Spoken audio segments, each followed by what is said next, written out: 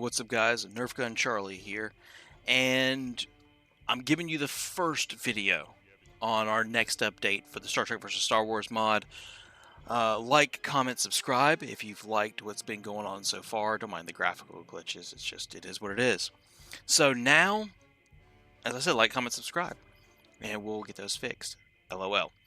Anyway, we are looking at the Star Trek vs. Star Wars mod, and we are looking at the Rebel Alliance today. And as you can see, we've already got the Rebels doing what Rebels do. And you can already tell there's some issues here. Like, some of the names do not fit the UI. Now, the UI, I'm actually digging. Like, I actually like it.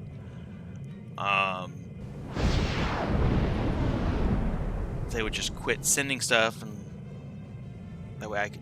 So you're just going to send them one at a time? That's what you're going to do? Anyway.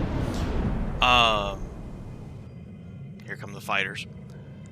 So, what we're looking at here, as they start firing, would y'all just go ahead and send everything through so I can blow this stuff up? Come on. There. So, I mean, a lot of stuff just needs texture updates. Like, we're going to redo these order buttons because we can do better. Special weapon buttons need to be done. New build buttons, because we can do better with the build buttons. Same with the research buttons, which I'm going to try and keep them to some degree. But the big thing is some of these models can be redone. Like, this is a asteroid base, you know, R&D facility. We can do better on the texture. This is fine. We can probably clean it up a little bit. But it's like some of these we can redo, update with newer models. The big thing is going to be scaling. That's going to be the absolute big thing when it comes to the Rebel Alliance and the Imperials. I'm going to show you why as you get potentially blaster fire in the background. As much as, you know, you've got various scaling, we can't have starships this large, because it becomes unwieldy when it comes to the ceiling and floor that's been set for Armada, plus, like, collision avoidance and everything else. So, while some of these are probably going to stay the same size, some starships are going to have to become smaller. And I've talked about this in previous videos.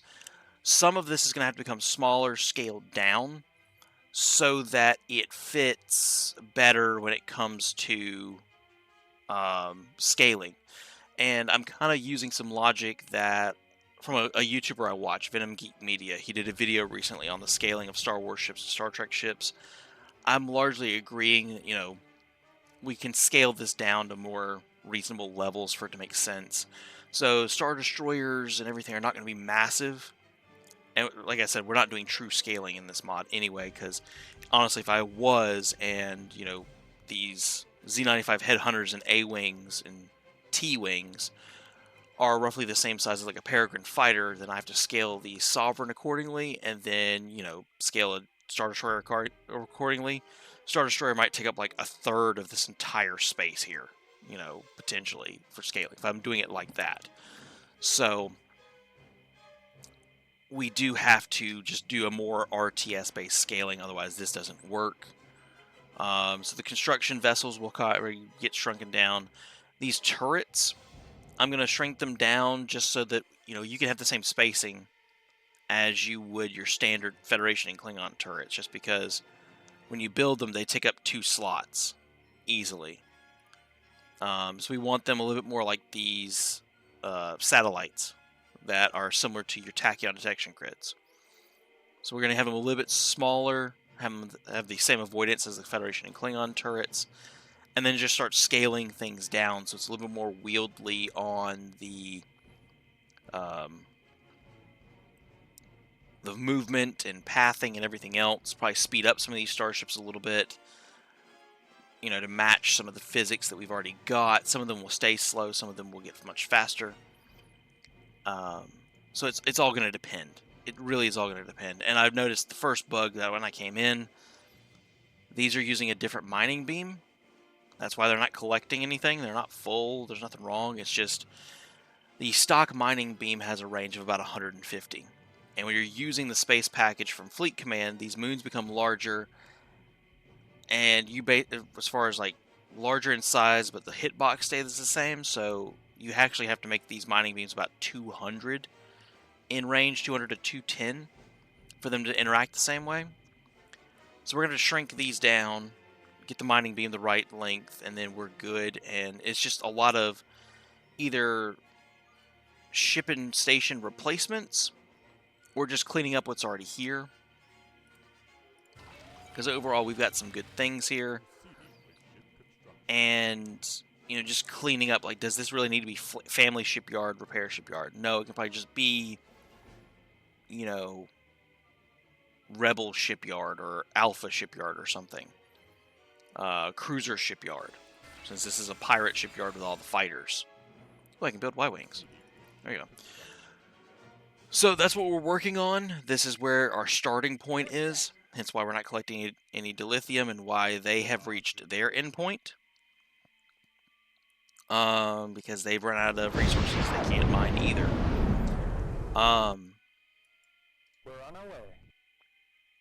So, and just clean up like voice files, things like that. So there's a lot of work to do here, and that's why I've said with the Imperials and the Rebels, we're probably looking at a multi-stage video breakout where here's your intro.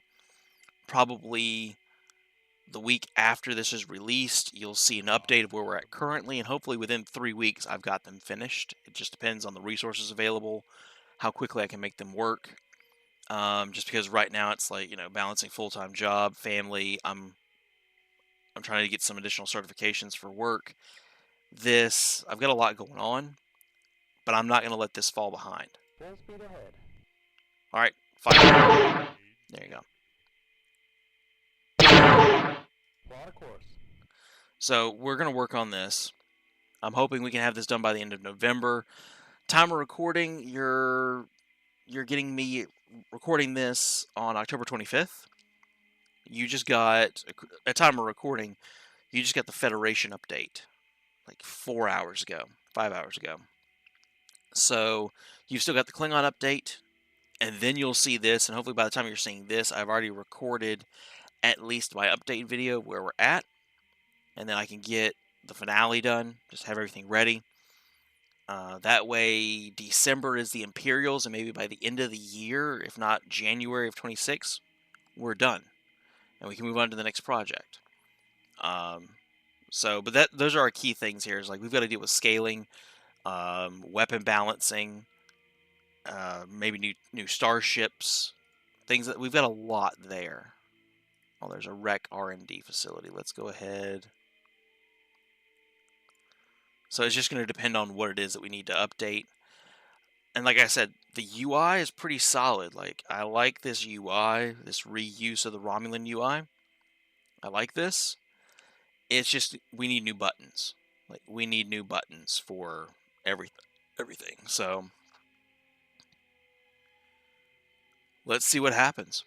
But, thank you guys for watching. As I said a couple of times already, like, comment, subscribe. And stay tuned. Until next time, this is Nerf Gun Charlie, signing off.